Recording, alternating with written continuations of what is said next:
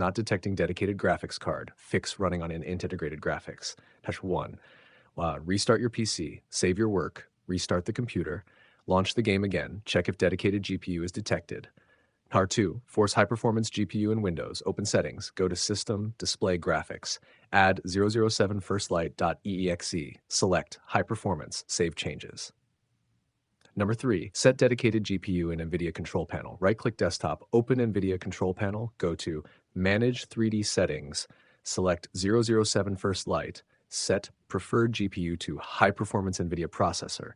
Number 4, set dedicated GPU in AMD software. Open AMD Radeon software. Go to Graphics, Switchable Graphics. Add the game manually. Set it to High Performance. Number 5, update graphics drivers. Press Windows X, open Device Manager, expand display adapters, update NVIDIA AMD drivers, restart your PC.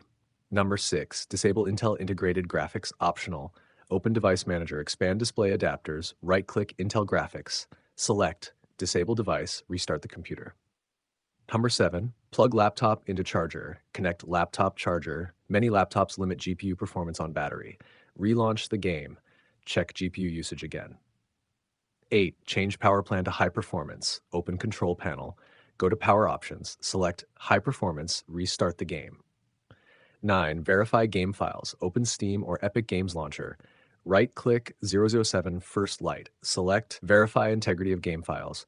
Wait for repair to complete. Number 10. Reinstall GPU drivers or the game. Completely uninstall GPU drivers using Clean Install option.